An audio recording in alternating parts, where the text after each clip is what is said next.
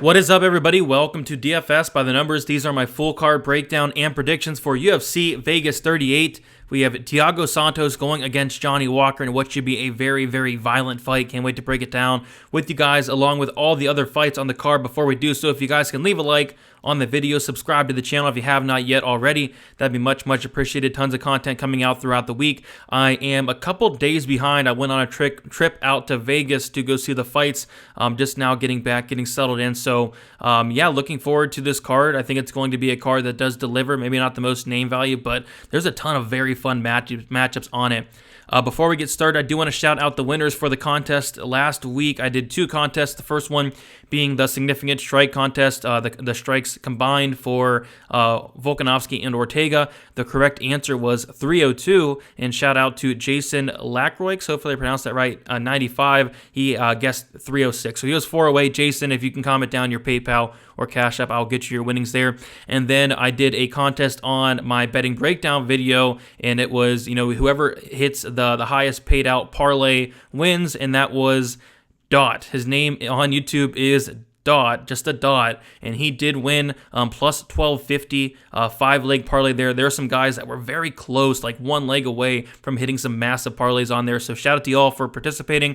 I'll be doing some more contests in the future, but Jason and Dot, comment down your PayPal and or Cash App info. I'll get you guys your money there. And it is a great time to sign up on the Patreon. I'd wait for the first of the month, which is Friday. But yeah, lots of stuff going on there. I do have 5 bets already, looking to beat a ton of line movement like we usually do. And had a profitable June, July, and August, and September in terms of strictly UFC bets. So that was awesome to see as well. Came off of a nice winning week last week. It was awesome to sit there at the event and cash some tickets. That was sweet. But yeah, with that, you get $10 a month for the betting package, which is the most popular. You get the stat model, all the stats you need. My betting article, which does include the Hail Mary that hit last week. I think it was like plus 798. So that was awesome. And yeah, just a great time last week. UFC 266. I did like a Hail Mary, a 9-leg parlay as well. Went through the sports book, placed like $10 to win like $230, and that hit. So it was a fun event, man. I was looking forward to going, and it was fun. So glad to be back now. Glad to get right back to work. And we have UFC Vegas 38 to talk about. Going to be going live Friday after the weigh-in, 7 o'clock p.m. Eastern Time, and then Saturday, before the fights, 1 hour prior to the prelims, we'll be going live for Best Bet, where me, Uncle Weezy, Narco, and I'll have a special guest as well, give the best bet for each and every fight on the card. I always look forward to that live stream. So enough of that. I say we get into it, starting with the very first fight of the night. And we have Alejandro Perez going against Johnny Eduardo. And we have Perez, who is 32 years old, 5'6", with a 67-inch reach, 21-8, and 1-3-2 in his last 5 fights. Johnny Eduardo, 41 years old, according to Tapology, if they have not fixed it yet. But on UFC Stats and I think Sherdog, they actually have Johnny Eduardo at 43 years old. So either way, I mean, this guy is up there in age, especially for a bantamweight, and he has not won in a long, long time. He has not won in 4 years and 10 months. So that's that. And then he has a 71-inch reach. So he's going to have a 1-inch height advantage, a 4-inch reach advantage. He's 28-12 and 2-3 in his last 5 fights. We'll take a look at the odds, and we do see that Perez is a pretty sizable favorite, opening up minus 200, currently minus 235, and Johnny Eduardo is plus 200, open at plus 170. Basically all I need to say is Johnny Eduardo is a 43-year-old bantamweight. That is basically all I need to say for this matchup. But in all seriousness, Johnny Eduardo, I was kind of impressed with what I saw, but he does slow down a ton as the fight goes on. His gas tank is not there at all. He's very dangerous, but very dangerous early on. If Perez can just survive the first, 3.5 to 5 minutes of this fight, I do think he takes over and probably gets a finish himself. I mean, you take a look. Like I said, the last time he won a fight, 4 years and 10 months ago, he's coming off of a 3-year and 3-month layoff in a fight against Nathaniel Wood, where he went out there, he hurt Wood very, very bad. He almost finished Wood, and then Wood turned it around and finished him. So yeah, a 43-year-old bantamweight taking a 3-year layoff, that is just not good. So I do see why money is coming in on Perez. I'm not all that impressed with Perez, but this is a matchup where I think he should win. Over 10 years younger, coming off of a layoff himself, coming off of a 2-year and 2-month layoff. But if Eduardo cannot get him out there in the first couple minutes, I think Perez does take over and find a finish himself. But yeah, weird fight, like weird. 43-year-old bantamweight. Well, I don't know who's telling the truth, Tapology or UFC stats, but regardless, 40-plus-year-old bantamweight and Eduardo coming off of a 3-year layoff. It makes no sense, but yeah, we'll see what happens. But I got to go Perez. I'm going to take Perez to win by finish. Could be submission or knockout. Eduardo's been submitted like 9 times in his career. But yeah, I'll take Perez for the very first fight of the night here, which should be a very good one. Moving on, we have Shanna Young going against Stephanie Egger. We have Shanna Young, who is 30 years old, 5'7", with a 65-inch reach, 7-3 and 3-2 in his last 5 fights. In her last 5 fights, my bad. Stephanie Egger, she is 33 years old, 5'6", with a 68-inch reach, 5-2 and 3-2 in her last 5 fights. So we'll take a look at the odds here, and the line has flipped. Stephanie Egger opened up plus 130. She is currently minus 130, and then Shanna Young opened up minus 150, and she is currently plus 110. So yeah, it's a very interesting matchup and kind of a tough matchup to call, to be honest, because you take a look at Stephanie Egger, right, and you watch some of her fights outside of the UFC, and she looks really good. She looks dominant. She's a judo black belt, I believe a blue belt in BJJ as well, solid grappling, and she's a finisher. She's very dangerous. And then she takes a step up in competition, fights Tracy Cortez in her UFC debut, and she just looks awful, right? So I'm kind of having trouble gauging, like, how good is Stephanie Egger? She looks good. She looks great against soccer moms, but when she did take a step up to a UFC caliber fighter and Tracy Cortez, she did not look great whatsoever.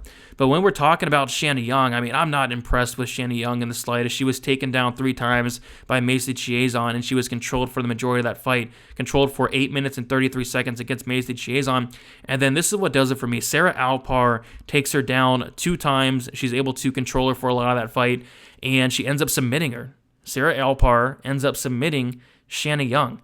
And what I will say is Shanna Young, she does have some solid takedown defense, but you know, if Egger's able to get her down, which I do think she will, I think she's going to have success on top. But it's a tough fight to call. I mean, Egger has a win over Mara Morella Barella, who I always kind of crap on, but you know, a UFC fighter. But outside of that, she hasn't really fought much great competition whatsoever. So for me, I would have liked Egger at that plus money, but now at minus 130, I'm going to ultimately pass. But as far as a pick, I'm going to pick Stephanie Egger to win by decision, mixing in the takedowns, using that ground game. But again, it's a tough fight to call because I don't know how good Stephanie Egger is, and this is going to be another solid test to kind of gauge where she is, but I'm just not so sure yet. But I will take Stephanie Egger to win. I'll take her to win by decision. All right, speaking of old bantamweights, we have Douglas Andrade going against Gaetano Pirello. We have Andrade, who is 36 years old. He's 36 years old, 5'7" with a 68.5-inch reach, 26-4 and 2-3 in his last 5 fights. We have Gaetano Pirello, who is 29 years old, 5'7", 68-inch reach, 15-6-1 and 3-2 in his last 5 fights. So yeah, we'll take a look at the odds here. We have Andrade, who opened up as a minus 200 favorite. He is currently minus 250. And then Pirello opened up plus 170. He is currently plus 210. So, yeah, Pirello had a tough going in his UFC debut against Ricky Simón. No shame in that. I think Ricky Simón's a great fighter and all that. But you take a look at Douglas Andrade, and I just don't see him implementing the same game plan as Ricky Simón because it's just not something he does, right? Andrade is more of a striker. He's going to want to brawl with you, and doing that in this fight, I don't think it's the best idea. Pirello, you know, yes, he looked horrible in his debut, but this is a completely different matchup, right? I feel like Andrade is going to give Pirello the fight he wants, whereas Ricky Simón took him down 7 times, was able to submit him. I don't see Silva doing any of that whatsoever. Silva averages less than a takedown per 15 minutes. He is now 36 years old. It's a close fight. It's a very close fight. I do slightly lean towards the Andrade side. He's fought the much better competition, and it's not even close whatsoever. He's fought guys like you may know Petr Yan, you may know him. He's fought guys like Rob Font. He's beaten Marlon Vera. He's beaten Renan Barão. You know, he's fought really good guys. Lerone Murphy, who I'm high on as well. Whereas Pirello, you know, not the best competition whatsoever. So I think it's a dangerous matchup for Andrade, but he is going to be the better fighter. But Pirello is very, very dangerous. I think like 14 or 15 of his 17 fights have all ended, or no, it was like 14 of his wins have come inside the distance for Pirello. This guy is extremely dangerous, and Andrade is dangerous as well. I do expect a finish here, but I'm going to say that Andrade is the one getting the finish. But this is a weird fight, and I'm not overly confident in the 36-year-old. A bantamweight here, but as far as a pick, I will pick him. But yeah, that line does seem wide. I'd more so be looking at a violence play here, as both guys are very, very dangerous, and both guys can very well be finished. But I'll take Andrade to win. I'll take Andrade to win by knockout. Speaking of finishing, we have a very fun fight here that is more than likely going to finish for sure. We have Devontae Smith going against Jamie Malarkey. I'm really looking forward to this fight.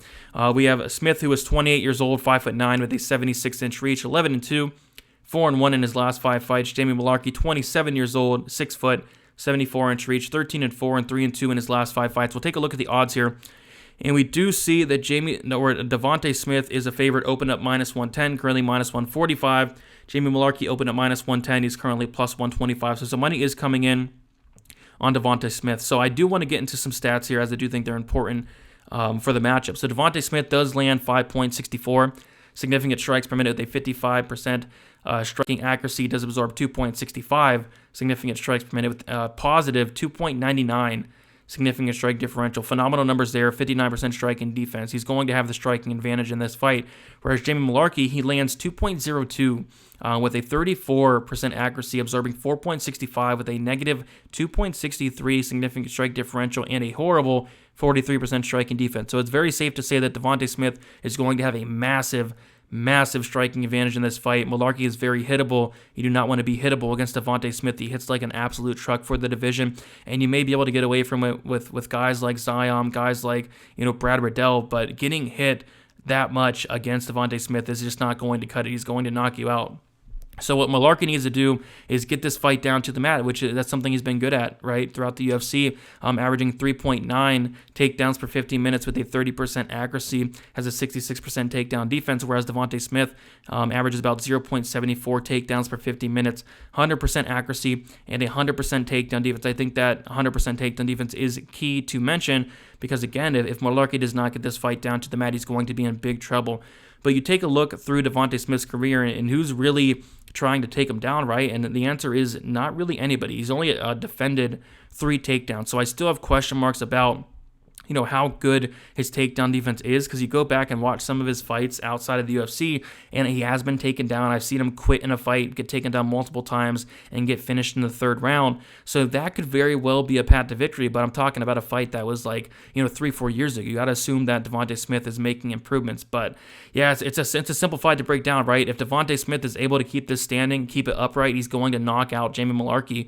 If Malarkey is able to take down Devontae Smith, kind of wear him down, get him into the later rounds, I think Malarkey can very well get a finish himself. I'm more so on the side of Devontae Smith, making the improvements in his takedown defense. It's sitting at 100% in terms of the UFC, and I think he's going to stuff the takedowns and probably knock out Jamie Malarkey. Like I said, you do not want to be hittable against a guy like Devontae Smith. The guy can hit very, very hard.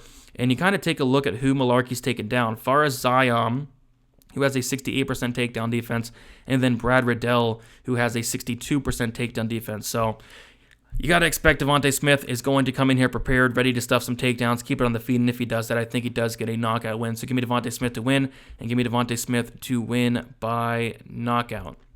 Should be a very fun fight. Cannot wait for that fight. All right, so next we have an interesting fight. Karol Rosa going against Betch Correia. We have Rosa, she was 26 years old, 5'5", with a 67.5-inch reach, 14-3. And 5-0 in her last 5 fights. Betch Correia, 38 years old, 5'5", with a 64-inch reach, 11-5-1, and 1-3-1 in her last 5 fights. We'll take a look at the odds here. We do see that Karol Rosa is a big favorite. Opened up -275, currently -600. Betch Correia opened up +235. She is currently +400. So this is supposedly going to be Betch Correia's retirement fight. I could have swore she already retired, but no, we see her back here against Kara Hosa, somebody that's really young, 26 years old, up and coming, a prospect to definitely look out for. I do like a lot of things in Kara Hosa's game. Some of the things I like most is going to be the volume. She brings unreal volume to the table, averaging 7.73 significant strikes per minute. She also has a black belt, I believe, in BJJ, solid wrestling as well. You take a look at Correia, and she has really good takedown defense. So I will say that 84% takedown defense. So I'm not sure if Rosa will be able to have success in taking Correia down, potentially, but I will say that Correia, she doesn't do a lot of things great, but she does have a really good takedown defense.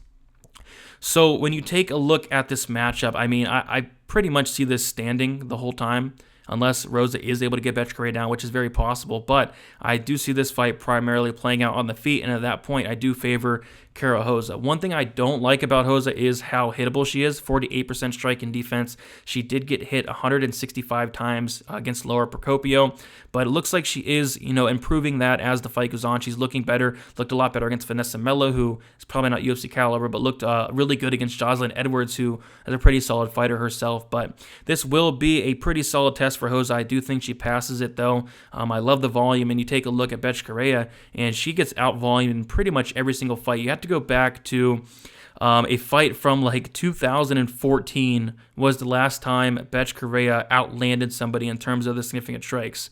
She got outlanded against Jessica Ai, Marion Renault, Holly Holm, Irene Aldana, even Ciara Eubanks in a fight she won, Paniki Enzad, the list goes on and on, Ronda Rousey, Pennington, the list goes on and on. She gets outlanded, and you're going to get outlanded here against Kara Hosa as well. So, yeah, I like Kara Hosa in this spot. She's going to be the younger fighter by a significant margin, and Betch has been looking horrible, to be honest. But, yeah. Yep, that's about it for Correia. This should be her retirement fight. Like I said, I could have swore she retired like 5 times now, but here she is again for one last ride, and I think she doesn't get it done. I think Kara Hosa does win, and I will say she wins by, I'll say, decision. We have seen Correia knocked out before, but she is tough. I'll say Kara Hosa out-volumes her to a pretty one-sided decision there. All right, moving along, we have a very exciting fight. Looking forward to this one, the return of Casey O'Neill, a fighter that a lot of people are very high on, including me, going against Antonina Shevchenko. So Casey O'Neill, she's very young, 23 years old, 5'6" with a 69-inch reach. She is 7-0, obviously 5-0 in her last 5 fights. Antonina Shevchenko, she is 36 years old, 5'8", 68-inch reach, 9-3 and 2-3 in her last 5 fights. So, yeah, Casey O'Neill is going to be younger by a good 13 years. I think that's huge to note. And yeah, this is a very interesting fight to call here. So we have the odds here, and we do see that O'Neill is a pretty big favorite. Opened at minus 300 actually, came down and then is currently at minus 200. And we do see that Shevchenko opened at plus 250. She's currently plus 170. So yeah, you take a look at Casey O'Neill. I like a lot that she brings to the table. One thing I don't like from Casey O'Neill at all is going to be her striking defense. Her striking defense sits at 38%, and I thought I would have a pretty sizable play on Casey O'Neill in the spot, but going back and watching her fights, against Laura Procopio and some fights on the regional scene, you see that she is so hittable that it's not even funny, right? Like, I was cringing at how hittable she is. No striking defense whatsoever, so that's not good. But she is young. She's 23 years old. She's going to be improving, and when the time comes, if she has not shored up that striking defense, she's going to be in big trouble. The very first time she fights a fighter without a good takedown defense, or with a good takedown defense, with some good striking, she will be in trouble if she does not shore that up. But this is a fight where I feel like she can just squeak by. On the feet, I think she's going to be at a massive disadvantage. And I'm not somebody that's really high on Antonina Shevchenko at all. I always kind of crap on her. I crap on her ground game. I crap on her takedown defense. Not high on Antonina, but she will have a significant striking advantage in this fight. The problem is, Antonina has a 50% takedown defense. Antonina was taken down 3 times by Andrea Lee. Antonina was taken down 3 times by Caitlin Chukagian, and that Caitlin Chukagian fight is probably the only thing you need to see in terms of this fight, right? Like, Caitlin Chukagian never, ever went for takedowns, ever. She never used her ground game. That's not Caitlin Chukagian's game, and she went out there and just dominated. She dominated Antonina Shevchenko in the wrestling and the grappling, and that's something you don't like to see as far as, Roxanne Modafferi took down Antonina Shevchenko 5 times. And Modafferi is somebody that has like a 21% takedown accuracy. So, yeah, I mean, although I'm not excited about Casey O'Neill being minus 200. I think this is a fight where she is going to squeak by just based off the fact that Antonina cannot stuff a takedown at all. So I'll go with Casey O'Neill here to win. I'll go for her to win by decision, maybe a finish, but I'll say decision. I'm going to say she gets takedowns here, gets control time, but she's going to have to shoot for takedowns right away because she's going to be at a massive, massive disadvantage on the feet, especially with how hittable she is. So, yeah, give me Casey O'Neill. Give me Casey O'Neill by decision. Really interested to see if she can pass this test. Antonina's fought the better competition. Andrea Lee, Caitlin Chukagian, Roxanne Modafferi, where Casey O'Neill has fought Laura Procopio, who I don't agree with it, but she's been cut, and then also Shanna Dobson, who retired. So this will be the biggest test of Casey O'Neill's career, no matter how much I'm not a fan of Antonina, but I do think it's an interesting matchup, but I do think Casey O'Neill will pass this test. But going forward, I do have some serious concerns and red flags with Casey O'Neill in terms of that striking and that striking defense. It's not good. Next, we have a very fun fight here. We have Jocso Salecki going against Jared Gordon. Well, we have Jocso Salecki, who's 28 years old, 5'9", with a 70.5-inch reach, 11-2 and 5-0 in his last 5 fights. Jared Gordon, 33 years old, 5'9", 68-inch reach, 17-4 and 3-2 in his last 5 fights. We'll take a look at the odds. We see that Jocso Salecki opened at minus 115. He is currently minus 138. Jared Gordon opening at minus 105. He's currently plus 118. So some money is coming in on Jocso Salecki as I expected. He's I don't want to say he's a very hype fighter, but a lot of people are very high on this guy, including me. I like Jocso Salecki, and I like him quite a bit. I think he's making improvements at a massive rate. In terms of his striking, his grappling's always been phenomenal. Black belt in BJJ, but his striking was something that I had some concerns about, but it looks to be getting a lot better as his fights do go on. You take a look at Jocso Salecki, what he's done in his career. A submission win on the Contender Series, came in against Matt Wyman, just completely dominated him for 3 rounds. He submits Austin Hubbard, which is not an easy thing to do whatsoever. I think that was the very first time that Austin Hubbard has ever been submitted, and then he beats Jim Miller in a decision in a fight where he takes him down multiple times, able to control him in that fight and win a decision there. Jared Gordon, what I have to say about him is, to beat Jared Gordon, you knock him out, right? All 4 of his losses come by knockout.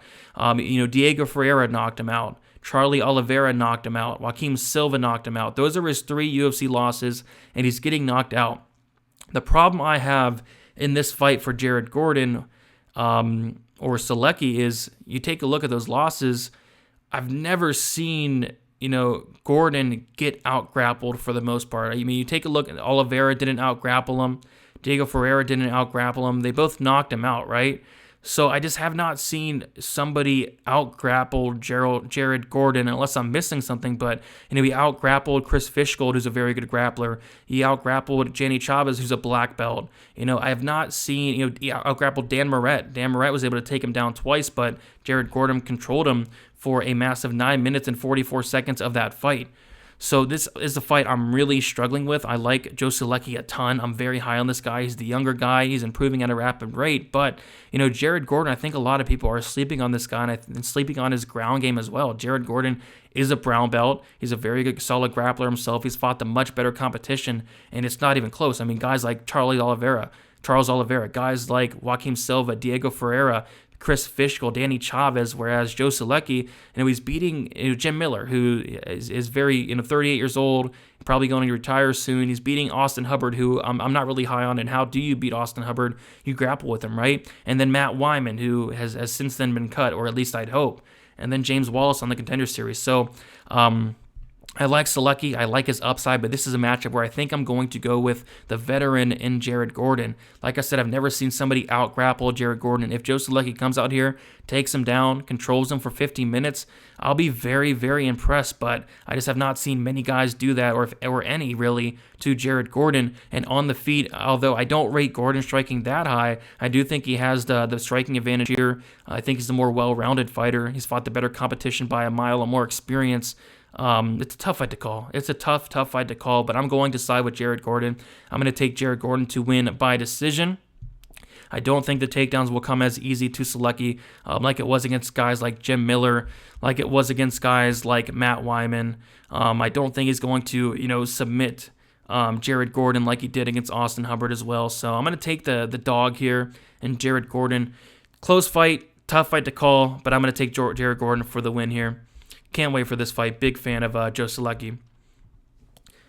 All right, next we have Alexander Hernandez going against Mike Breeden. Mike Breeden is coming in on shortish notice. Hernandez was supposed to fight Santos, so Breeden stepping in on short notice. Breeden is a Glory MMA and fitness guy with James Krause as his coach, so that's cool to note. Went back and watched some of his fights. It was cool to hear James Krause in his corner. But we see Mike Breeden.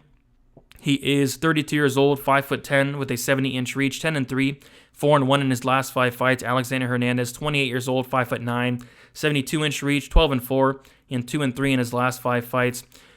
We'll take a look at the odds here. We do see that Alexander Hernandez is he's the biggest favorite on the entire card. Opened up minus 300. He's currently minus 650. And Mike Breeden opened up plus 250, and he's currently plus 425. So, yeah, I'm not going to lie. I was very impressed with Mike Breeden and what I saw. I like his volume. He comes forward. He's a tough guy. I liked what I saw of the guy. But, what I came out with is he's not ready. He's just not ready. He's still very green, and it's crazy to say he's very green because the guy he's 32 years old, right? So I just don't think, he's UFC caliber, and he's going against Alexander Hernandez, who is, I'm not high on Alexander Hernandez. I did pick Thiago Moises against him. I actually picked Moises to win by decision as well.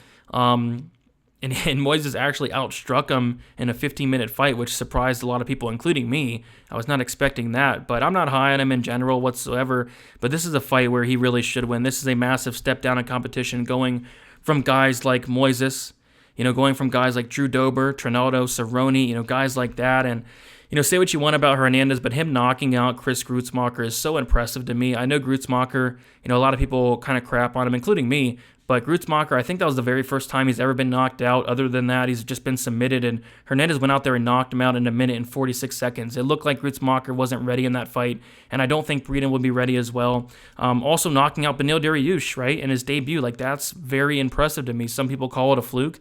I think it's impressive. So, although I'm not high on Alexander Hernandez, this is a fight where I think he should get it done, and should get it done in dominant fashion, and probably knock out Mike Breeden. Like I said, I like what I see from Breeden, but I just don't think he's ready for this level. Would like to see him maybe on the Contender Series, but, getting his debut here. So we'll see what happens. But I think Hernandez does get this done, and does get it done inside the distance more often than not. So give me Hernandez for the win. I'll say probably a first-round knockout. All right, moving on. I feel like I've broken this fight down like 5 times now. They keep moving it, but it looks like this fight is going to happen. Cross your fingers. But we have Aspen Ladd going against Macy Chiasson. Aspen Ladd, she is 26 years old, 5'6", with a 66-inch reach, 9-1, and 4-1 in her last 5 fights. Macy Chiasson, she is 30 years old, 5'11", 72-inch reach, 7-1, and 4-1 in her last 5 fights. We'll take a look at the odds here, and a ton of line movement coming in on Aspen Ladd. I don't know what's going on here, but she opened up minus 250. She went all the way down to, minus 190, and she's now minus 280. I think in the first fight, when they were supposed to fight a few months ago, I think she was like minus 180, minus 190. So to see her at minus 280, I don't know if Macy's injured or she's battling an injury or what's going on, but yeah, crazy line movement on this one. We see Macy Chiasson opening up plus 210. She's currently plus 240. So yeah, pretty interesting fight here. You have Macy Chiasson, right? She's going to have a 5-inch height advantage. She's going to have a 6-inch reach advantage as well. But you take a look at Chiasson and some of her past fights, and go back to the Mary Renault fight, her very last fight, where she did beat Mary Renault, but remind you that Mary Renault has since then retired. Mary Renault is like 44 years old. And Mary Renault is actually able to have success in that fight, and she took her down 2 times. She took Macy Chiasson down. She controlled her for 2 minutes and 15 seconds. Mary Renault, who again is a 44-year-old fighter, and she was able to take her down 2 times. I don't like seeing that. And then going back to Lena Landsberg. Lena Landsberg was able to take her down 2 times. She was able to take down Macy Chiasson 2 times, and she was able to control her for over half of the fight. 7 minutes and 45 seconds. I think that Aspen Ladd is going to, pretty much do the same thing. I think she's going to take down Macy Chiasson. She has very good ground and pound. I don't know if she finishes her, but I think she's going to have success in that aspect. Of course, on the feet, you've got to favor Macy Chiasson, but I think Ladd's going to be able to get it down to the mat, right? If Landsberg can do it, if a 44-year-old Maren Renault can do it, I think 100% Aspen Ladd can do it, and I think she can do it multiple times. I'm not sure who pulled out of the Ladd Chiasson fight. I think it was on the Chiasson side. I think it was a Chiasson injury. Not 100% sure, but I think she should be good to go here. But regardless, I think Ladd's going to take her down multiple times. I think she's going to win a decision here with the takedowns, with the control time, and I think she does get a win here. So yeah, Ladd has not fought in 1 year and 9 months, though. It's been a while. I think she's coming off some injuries as well. And then she had that loss to GDR as well 2 years and 1 month ago. So yeah, it's been a while since we have seen Aspen Ladd. Glad to see her back here, and I think she does get past Macy Chiasson. But yeah, Ladd by decision. All right, Krzysztof Jocso going against Misha Cirkunov. We have Jocso, who is 32 years old, 6'1", with a 77-inch reach, and he is 22-5 and 3-2 in his last 5 fights. We have Misha Cirkunov, who is 34 years old, 6'3", 77-inch reach, 15-6 and 2-3 in his last 5 fights. The big thing to note here is Cirkunov's coming down from light heavyweight to middleweight, so I do want to see how he looks on the scales, but if he does look good, I actually do like him in this spot here. And you take a look at the line here, we do see that Jocso opened up as a, if I can find it, yeah, there it is. He opened up minus 160, is now minus 145. Cirkunov opened up plus 140. He's currently plus 125. So there is some money coming in on the Cirkunov side as of late, and I totally agree with it. You take a look at Cirkunov and who he's fought, right? He's fought the much better competition, and it's really not even close. Of course, it was against a different weight class, but still, he's fighting some very, very good competition. Guys like Jimmy Crute, who I'm very high on, was able to submit him. Ryan Spann, Johnny Walker, Glover Teixeira, Volkan Oezdemir, Nikita Krylov, Ian Kudalaba, guys like that. And you take a look at his losses inside the UFC.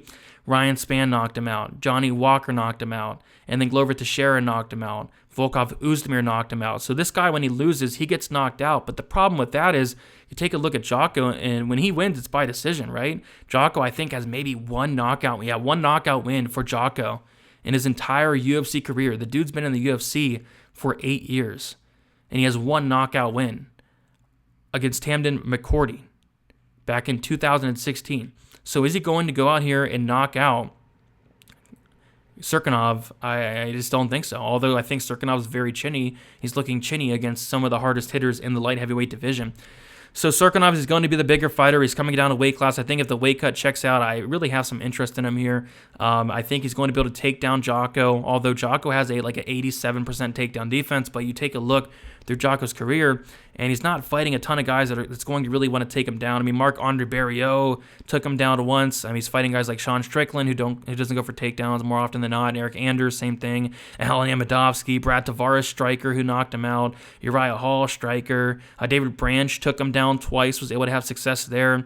Guys like that. So, I'm going to go Cirkunov here. I'm going to go for Cirkunov by submission. Round 1 submission. I think 1 takedown is all it's going to take to finish Jocso. Jocso has been submitted before. Jocso has been knocked out before.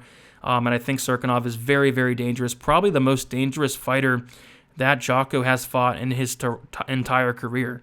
Uriah Hall is dangerous. But yeah, I think it's going to be a very dangerous fight for Jocso. I think Jocso does get finished. I'm going to say first round submission for Misha Cirkunov. Speaking of dangerous, we have Nico Price going against Alex Oliveira. I can't wait for this fight. I'm a big fan of Nico Price. One of my favorite fighters for sure. And going against Alex Oliveira here. Nico Price is 31 years old, 6 foot, 76-inch reach, 14-5 and 2-3 in his last 5 fights. Alex Oliveira, 33 years old, 5'11", 76.5-inch reach, 22-10. And 2-3 in his last 5 fights. We do see that Nico Price is a favorite. He opened up at minus 110. He's currently minus 178. Alex Oliveira opening up minus 110. He's currently minus 153.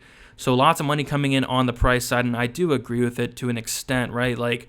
Alex Oliveira has just looked awful. He's looked horrible since it's been a while since he's looked good. Like in the last 1, 2, 3, 4, 5, 6, 7, and his last 7 fights, he's only won 2 of them. One was against Max Griffin in a very close split decision, who I personally scored the fight for Max Griffin, but it was very close. You can give it to him. And then against Peter Sabata, coming off of a massive layoff, he was able to keep it on the feet and just outpoint him for 3 rounds, landing only 45 significant strikes in that fight. Other than that, he got finished in the first round by Randy Brown, got hurt bad in that fight, got finished by Shavkat Rakhmonov in the first round. He lost to Nicholas Dalby, he lost to Mike Perry, he lost to Gunnar Nelson. So that's since 2018. He's not looked that great to me, and especially in his last 2 fights, right? It looks like he doesn't even want to be there. I can tell you one thing, Nico Price wants to be there. I think Nico Price is the hungrier fighter. Not saying Oliveira is showing up for a paycheck, but that's just kind of that's kind of the vibe I'm getting from him. It just does not look like he's ready. Does not look like he's in there to want to win. It just does not look like it.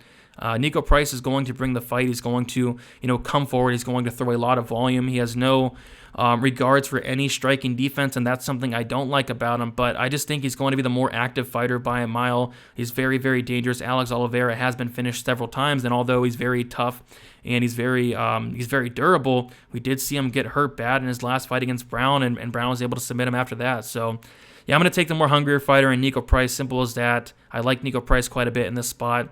I'm going to say Nico Price does win. I'm going to say he does win by either a knockout or submission. Oliveira has been submitted a handful of times. He's only been knocked out once, though.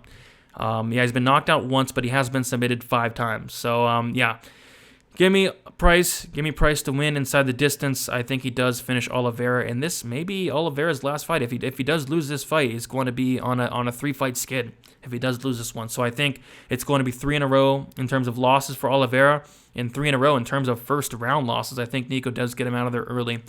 If not, I think Nico Price can take over, down the stretch. Oliveira does slow down as the fight goes on, and as we saw in his last fight and in fights in general, Nico Price does not slow down ever. So that's another path to victory. But I think he does knock him out early, catch him early here. And I think Cowboy does lose once again. Here we go. Moving on. Co-main event. And interesting fight. I'd rather much rather see that Price Oliveira fight as the co-main event. But this is fine. People, really like Kevin Holland. It doesn't seem like they like him much anymore. But yeah, Kevin Holland was one of the most, if not the most hyped fighter I've seen in a while.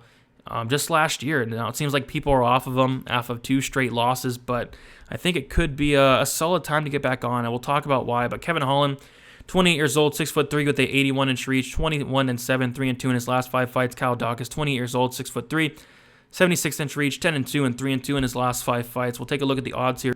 Kevin Holland opened up -110, currently -159, and then Kyle Daukaus opened up -110, currently +139. So some money is coming in on Kevin Holland, and I do agree with it. It's hard to trust Kevin Holland, especially in this matchup, but take a look at who he's fighting, right? Marvin Vettori, Derek Brunson, Jacare Souza, his last 3 fights. In his losses to Derek Brunson, he looked horrible. Brunson was able to take him down 6 times in a 5-round fight. Marvin Vettori was able to take him down 11 times in a 5-round fight. And in both of those fights, he looked terrible. Showed no takedown defense. Showed no get-up game. He has a 47% takedown defense. But probably got to remind a lot of people that, Marvin Vettori and Derek Brunson are a lot better than Kyle Daukaus. Like, a lot better. And it's really not even close. A lot better in terms of their wrestling by a mile. And it's not even comparable. So this is a fight where I think it's a good bounce-back spot from Kevin Holland. Going from amazing fighters like Marvin Vettori to Derek Brunson to going to a Kyle Daukaus here, who I don't hate. I don't think he's the best wrestler. He has like a 20. Let me see. He has a 29% takedown accuracy for Kyle Daukaus, and Kyle Daukaus is very, very hittable on the feet. Kyle Daukaus does have a 39% striking defense. I think it's not even close on the feet, and even like on the mat, Kevin Holland is a black belt himself. Kevin Holland has went out there and grappled with guys like Gerald Meerschaert, right? Like, I remember Kevin Holland in that fight.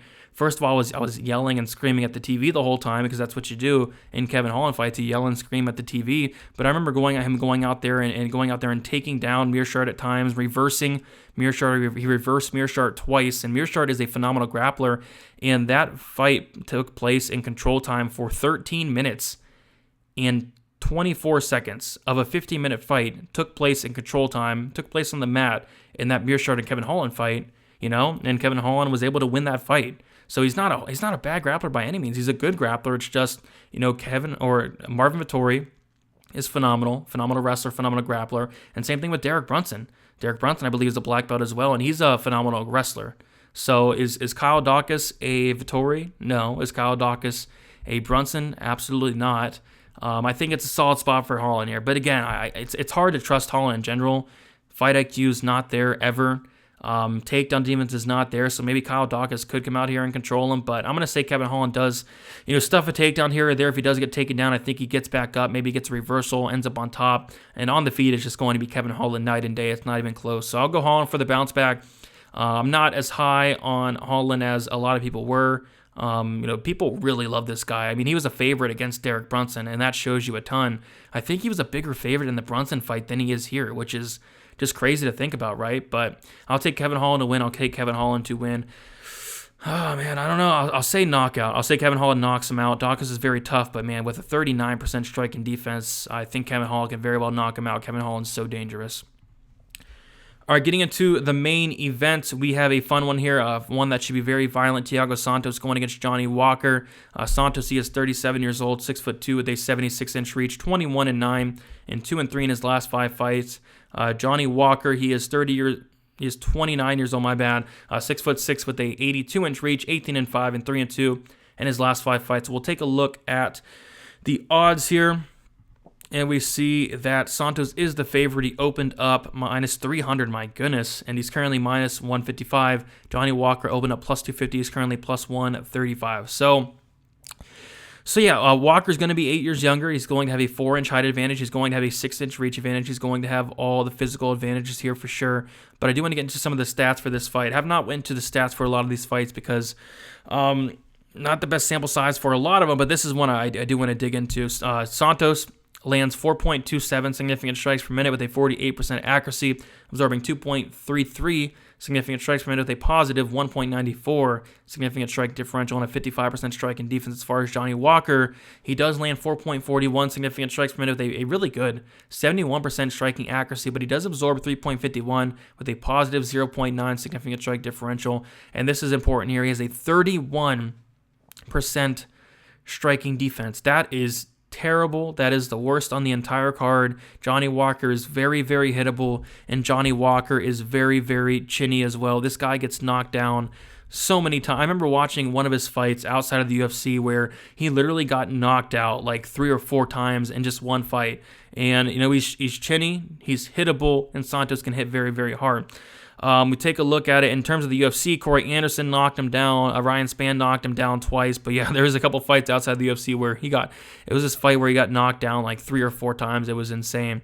But you take a look at Santos. He's the more experienced fighter. He's fought the better competition. You see that Santos has fought guys like Rakic, guys like Glover Teixeira, who's fighting for a title, guys like John Jones. Those are 3 of the best guys in the division, right? 3 of the best guys in the division right there.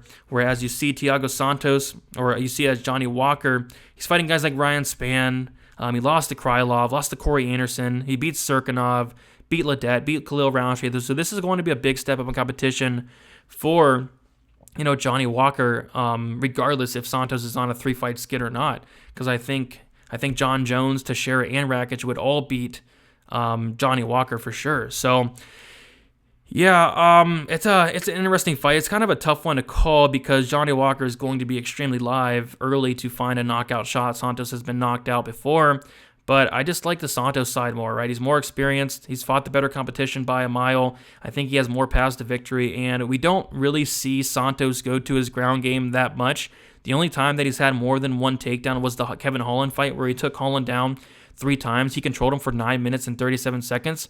I think an interesting path for Santos to take would be to take down Johnny Walker and kind of implement that game plan he did against Kevin Holland, where he just took him down over and over and controlled him and landed ground and pound. I think that would be an interesting path for him to take, but Johnny Walker, when you take a look at him, when he wins the fights, it's mostly in the first round. All of his UFC wins are in the first round. When he does get out of the first round, it looks like he does slow down a lot. We have seen Santos get multiple finishes, outside of the first round, right? Like against Jan Blachowicz, a third-round knockout. Jimmy Manuel, second-round knockout. Eric Anders, a third-round knockout. Anthony Smith, a second-round knockout. Jack Marshman, a second-round knockout. So he's able to get finishes outside of the first round, whereas with Johnny Walker, I'm not so sure he could. I'm not so sure he could at the UFC level. So I'm going to go Santos here. I'm going to go with the more experienced fighter, better competition, better gas tank. He's went 5 rounds with John Jones. He's been into later rounds, whereas Johnny Walker has not really. I mean, typically a Johnny Walker fight does end very, very quickly, and this one very well could as well, but I'm going to go with the more proven fighter in Thiago Santos, but you can never count out as somebody as dangerous as Johnny Walker. But as far as a pick, I'll go with Santos. As far as the money line, not going to touch it. I think violence is the way to go. Kind of covers both sides here.